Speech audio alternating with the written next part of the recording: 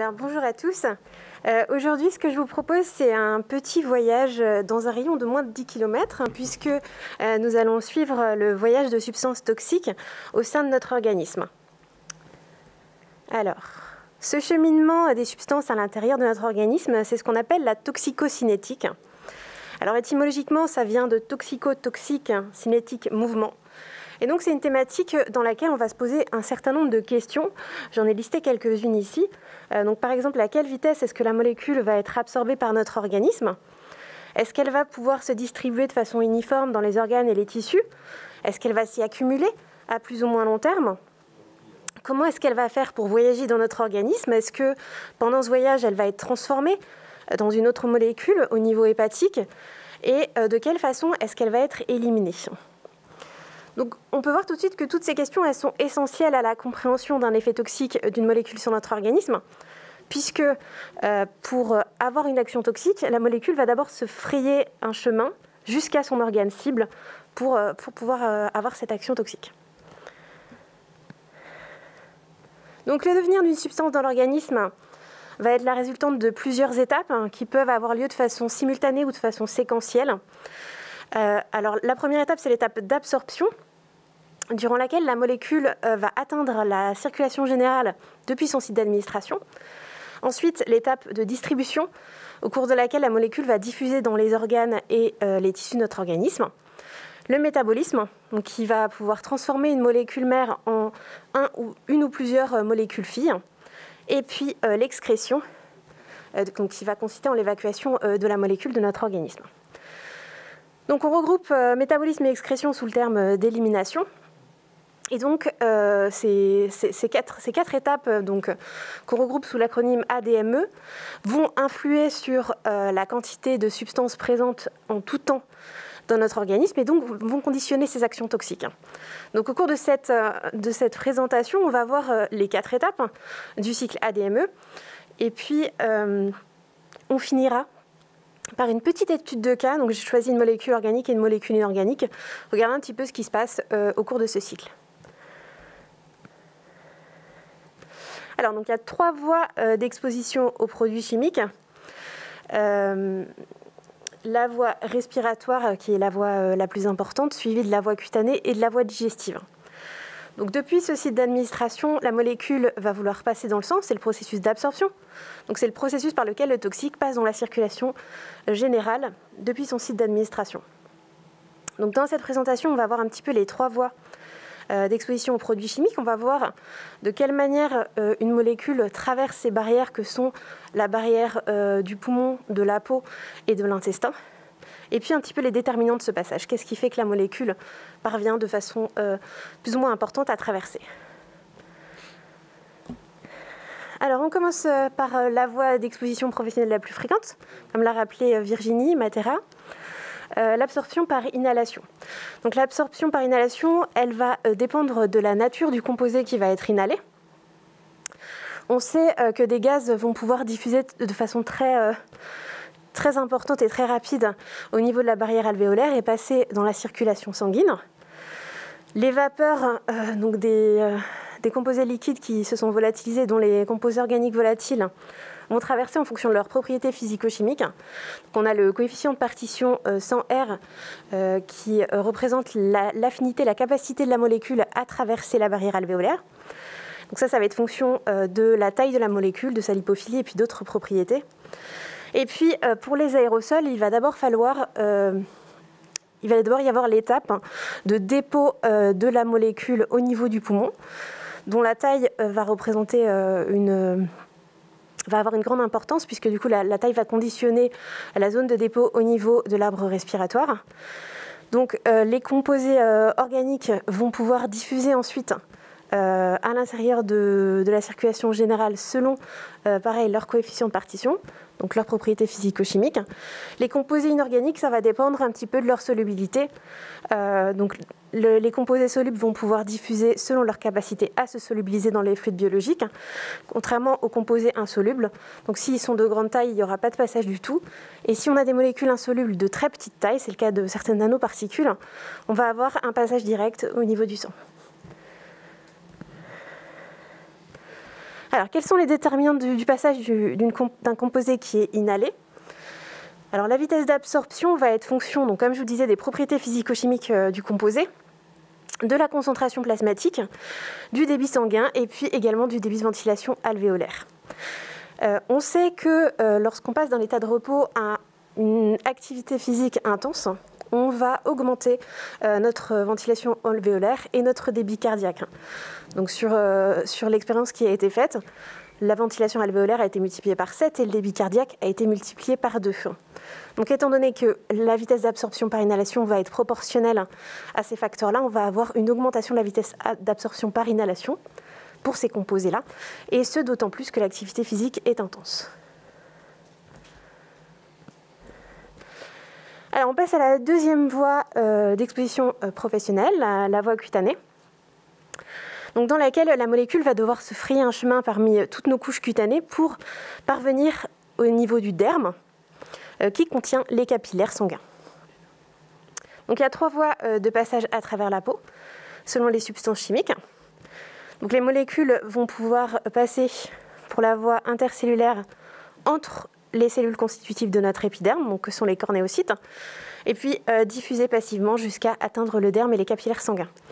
Pour la voie transcellulaire, ces molécules vont traverser directement les cellules constitutives de notre épiderme. Et puis il y a une 3e voie pour des molécules qui sont plutôt de petite taille et puis plutôt hydrosolubles. C'est ce qu'on appelle un raccourci. Donc les molécules prennent un raccourci en prenant le chemin de nos annexes cutanées. Donc en diffusant à travers par exemple le follicule pileux ou la glande sudoripare, ils vont être tout de suite déposés au niveau des capillaires sanguins et donc vont passer dans la circulation générale. Au cours de ce cheminement, ces molécules-là, elles vont être face à certains obstacles. Elles vont pouvoir être en contact avec de la sueur, avec du sébum, avec des couches de la peau qui ont des pH qui diffèrent, et puis également avec des enzymes qui sont présentes dans les couches de la peau, qui vont être capables de métaboliser certains produits. Donc pendant tout ce voyage, certaines molécules vont être transformées, des molécules vont pouvoir changer de phase, des molécules vont être transformées en molécules filles. Et donc ça aussi, ça va conditionner les effets toxiques. Donc une molécule qui arrive à se frayer le chemin jusqu'au derme et qui va pouvoir être absorbée dans la circulation générale, elle va pouvoir être annotée avec la mention peau qu'a mentionnée Virginie Matera, et puis qui sera développée par Marion Kesbuck, puisqu'on aura potentiellement un effet systémique pour ces substances-là. Alors, quels sont les déterminants de l'absorption par voie cutanée? Alors, il y a de nombreux paramètres qui entrent en jeu. De façon logique, il y a l'état de la peau, puisque du coup, la densité en annexe cutanée va par exemple jouer sur le passage. Est-ce que j'ai une densité en follicule pileux qui est importante ou non, par exemple? Est-ce que l'épaisseur de ma couche cornée est importante ou au contraire, elle est plutôt faible? Est-ce que la peau est hydratée? Est-ce qu'elle est élastique? La sécrétion de sébum, de sueur et puis également le pH va rentrer également en ligne de compte. Et puis les lésions cutanées, bien sûr, vont ouvrir des brèches qui vont permettre une absorption importante de composés, quelles que soient les propriétés physico-chimiques de celui-ci. Alors un deuxième facteur important, c'est la substance chimique en elle-même qui est déposée sur la peau. On sait très bien que des molécules de petite taille, de petite masse moléculaire vont diffuser beaucoup plus facilement que des molécules un peu plus grosses. Et puis également, les molécules lipophiles vont se frayer un chemin assez facilement au sein des cornéocytes, alors que les molécules plus hydrophiles vont avoir du mal à passer ou vont devoir passer par le raccourci des annexes cutanées. Au niveau de la formulation, bien sûr, tout ce qui entoure la substance chimique, ce que nous on appelle le véhicule, donc le solvant par exemple dans lequel est solubilisée la substance chimique, vont jouer bien sûr sur l'absorption par voie cutanée. Et puis, bien sûr, il y a les variabilités de l'individu. On va avoir une absorption différente en fonction de son âge, son sexe, son origine ethnique ou son état de santé, par exemple. Et puis également la zone anatomique. On sait très bien, par exemple, que le passage au niveau de la peau, de la paume de la main va être beaucoup plus faible, étant donné qu'on a une épaisseur de la couche cornée qui est très importante par rapport à une peau, par exemple, au niveau abdominal.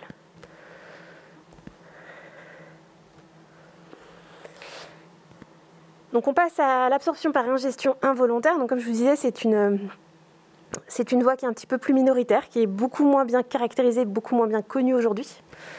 et donc qui résulte d'un contact entre la bouche ou la zone périorale et puis la surface contaminée, donc qui peut être un objet contaminé, les mains souillées, des gants souillés. Et donc pour des substances qui sont fortement absorbées par voie digestive, ça va pouvoir être un facteur d'exposition potentiellement important. Donc on a tout un tas de scénarios d'exposition en milieu professionnel qui permettent cette absorption par ingestion involontaire.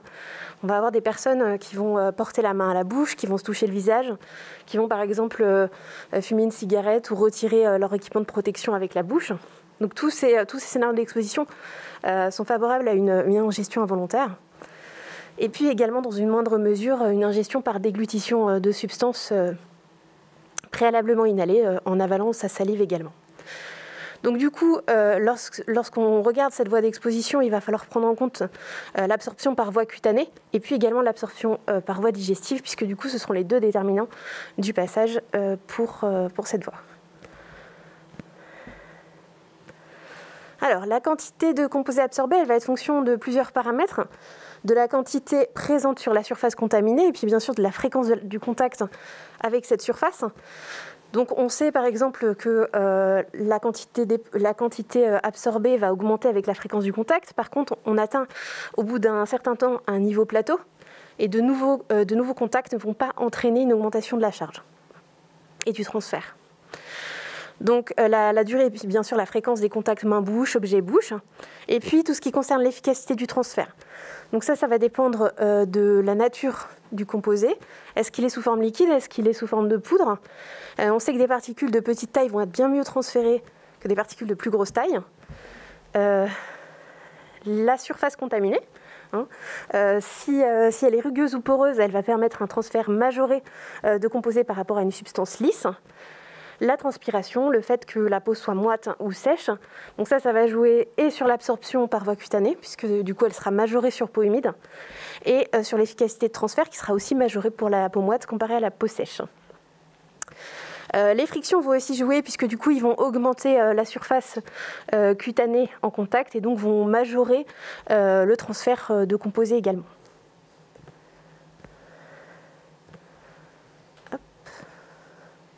Alors, on arrive à notre première escale puisqu'on est à l'étape de distribution des substances chimiques dans notre organisme. Donc là, on est à l'étape où la molécule, elle est présente dans le compartiment sanguin et ce qu'elle cherche à faire, c'est en sortir. Elle veut diffuser dans nos différents compartiments et c'est tout l'enjeu de la phase de distribution. Donc la molécule présente dans le sang, elle peut se fixer à certaines protéines qui sont présentes au niveau de notre plasma. Et seule la fraction libre, qui est non liée à ces protéines, va pouvoir diffuser dans les différents tissus. Donc on sait par exemple que des molécules hydrophiles vont être plutôt contingentées au compartiment sanguin, là où des molécules lipophiles vont plutôt pouvoir diffuser dans les tissus adipeux, par exemple. J'ai pris l'exemple de l'éthanol. Donc l'éthanol, on sait qu'il a une distribution extrêmement rapide, puisqu'on a des effets cérébraux qui sont montrés moins de 5 minutes après l'ingestion. C'est une molécule qui diffuse extrêmement rapidement. Et puis par exemple les métaux lourds qui vont pouvoir se fixer dans les tissus osseux. Donc tout ça, ça va être aussi les déterminants des propriétés toxiques de ces molécules dans notre organisme. Alors la troisième étape, le métabolisme, c'est une étape à double tranchant. Le métabolisme, c'est la transformation de la molécule par des enzymes en une ou plusieurs molécules filles qu'on appelle les métabolites. L'objectif de notre corps, c'est de former des substances hydrosolubles qui vont être facilement éliminées dans nos fluides biologiques, par exemple l'urine, la bile, etc. Et c'est quelque chose qui est fait essentiellement au niveau du foie, mais on retrouve du métabolisme au niveau du rein, du poumon, de l'intestin et de la peau, par exemple.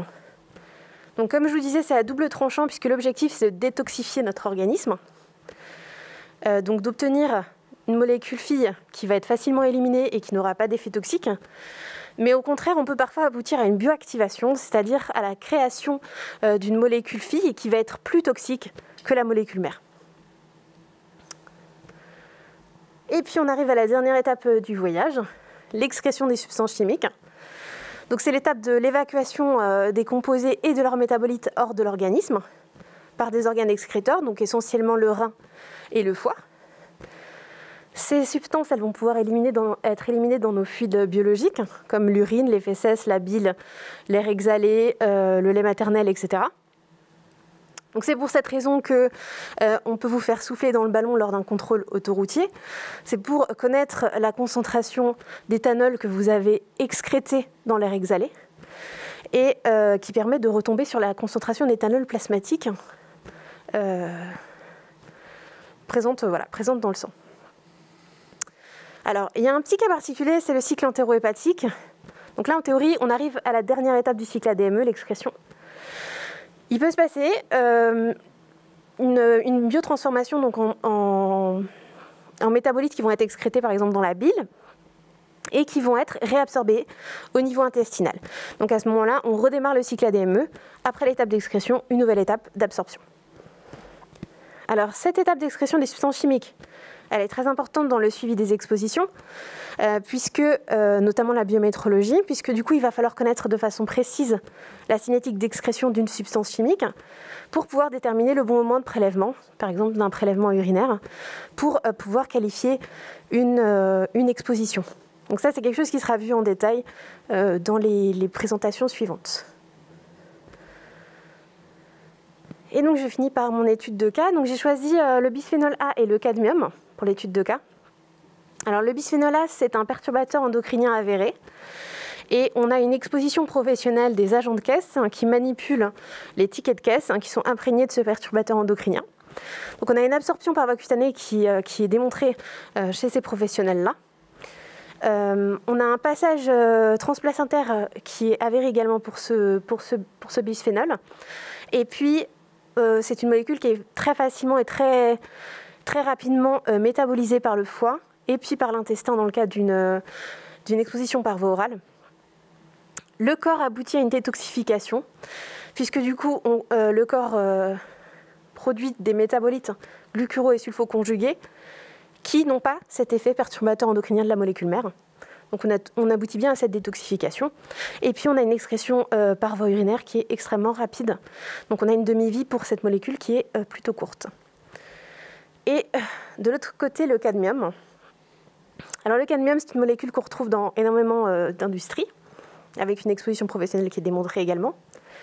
L'absorption par voie pulmonaire est prépondérante, mais il peut également y avoir une absorption par voie digestive et puis par voie cutanée. Au niveau du compartiment sanguin, on a une fixation à l'hémoglobine qui est démontrée, et puis c'est une molécule qui est capable d'accumuler dans le foie et le rein. Et cette fois avec une cinétique d'excrétion extrêmement lente, donc qui va être préférentiellement dans les urines, mais également dans les fécès, la salive, la bile, et puis les phanères. Donc les phanères sont constitués par les poils, les cheveux et les ongles. Et donc on va avoir une molécule qui a une demi-vie biologique très très longue et qui va être éliminée de façon très lente. Donc ça, c'est un petit peu pour vous montrer les différences qu'on peut avoir en termes de mode de transfert, de cinétique d'excrétion pour les molécules auxquelles sont exposés les travailleurs. Donc je vais finir simplement par un des résultats de l'enquête Summer 2017. Donc 15% des salariés déclarent être exposés à au moins 3 substances chimiques. Donc la semaine précédant l'enquête. Donc ça, c'est simplement pour rappeler que je vous ai montré un petit peu la toxicocinétique d'une molécule avec ses cycles ADME et tous les déterminants qui sont associés. Mais nous sommes exposés à des mélanges, donc la complexité est d'autant plus importante. Et puis donc ces molécules sont capables d'interagir entre elles à toutes les étapes de la toxicocinétique, l'absorption, la distribution, le métabolisme et l'excrétion, et donc de perturber la toxicocinétique des autres molécules et donc d'influer sur leur toxicité. Voilà. Merci de votre attention. Merci Lisa Chédic pour sa démonstration parfaitement en clair, comme nous l'avions promis à nos invités. Un voyage un petit peu long. Je n'ai pas trop de temps pour les questions, il y en a pas mal. Je vais quand même vous en soumettre une, mais je sais que vous répondrez aux autres par le biais du chat, bien sûr. On parle d'absorption par voie cutanée. Quels sont les impacts des facteurs environnement, comme la température, l'humidité de l'air ? D'accord, il y en a énormément. Alors l'absorption par voie cutanée, elle est un petit peu difficile à caractériser parce que la variabilité va être très importante. Il y a énormément de paramètres à prendre en compte. Et effectivement, l'humidité va jouer Donc comme je vous le disais, on sait qu'une peau moite, une peau hydratée va permettre le passage préférentiel des composés. La température également, une température plus élevée. Donc si on a un travailleur qui travaille dans des conditions un petit peu extrêmes en termes de température, la température va jouer et on va avoir une augmentation de la perméabilité cutanée avec la température. Merci pour cette précision, Lisa Chédic. Nous pourrions évidemment rester avec vous encore un long moment. On va essayer, comme je l'ai dit, de respecter nos temps de travail tout au long de cette journée. Il y a encore beaucoup de découvertes qui nous sont promises. Merci de nous avoir fait le point sur la toxicocinétique et ses principes. C'était vraiment passionnant. Merci. Belle journée à vous.